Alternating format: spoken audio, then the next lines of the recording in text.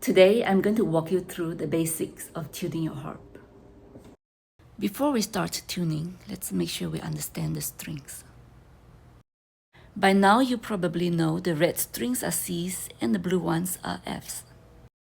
The strings on the harp are like the white keys on the keyboard. This chart shows how the keyboard relates to the harp strings. On the keyboard, most white keys have a black key in between them, but the harp only has strings for the white keys. These black keys are called sharps or flats, and they are a half step away from the notes beside them.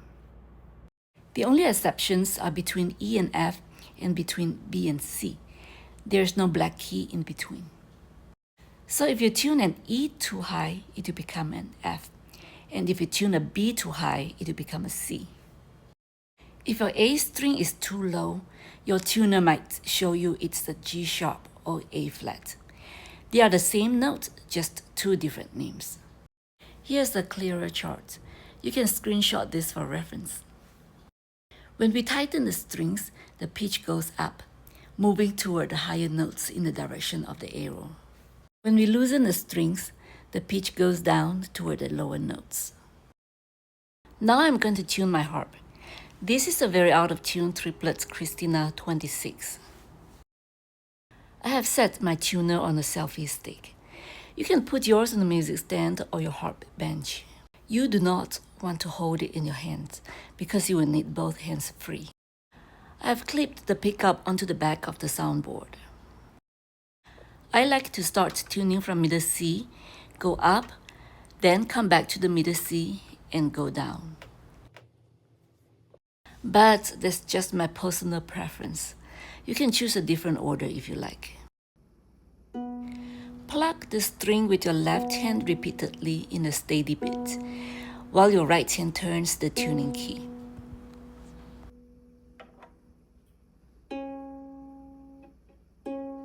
Now I'm going to show you the chart and the screen of the tuner while I tune. Right now I'm tuning a C string, but the tuner is showing B. I'm tightening the string. Now it is moving up, and there it jumps to C. The needle now lands in the center of C, so that's good. Next, I'm moving on to the D string. The tuner is showing C sharp, so I keep tightening until it moves up to D. Now it's showing D. It's in the center now. That's good. Now for the E string. The tuner is showing D, so it is way too low. I'm tightening it. Now it's moved up to E flat, still too low. Keep going.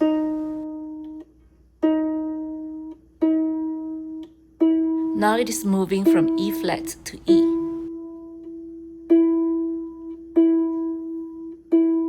That's good. Let's tune the F string. It is showing E. That's too low. We'll move it up. And now we are on F. That's good. Moving on to G. Instead of G, the tuner is showing F. That's too low, so we need to tighten it. Now we are getting F sharp. Keep going.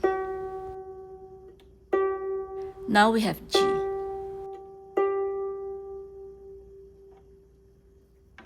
If a string is tuned too high, we do the opposite. For example, if we are tuning an A string and the tuner shows B, that means it's too high and we need to loosen it until it drops down to A. There are many different tuners out there. Choose one that comes with a pickup cord. It will make tuning much easier and more accurate. They usually cost about $25. The small clip-on tuners for guitar are alright, but they are not very convenient to use for harp. Of course, there are many tuner apps you can download on your phone, but they are not always able to pick up the very high or very low strings. I like to use them as a backup. Whichever tuner you are using, make sure it says 440 on the Hertz setting. That's the standard pitch for tuning. One other thing is to make sure the key is set to C. Last thing, make sure that you're on the correct tuning peg. More than a few times, I have broken strings by not paying attention to which string I was tuning. If you keep turning your key and the reading on your tuner doesn't change, more than likely that you're on the wrong peg. That's it for the basics of tuning your harp. Tune it often and I promise it will get easier.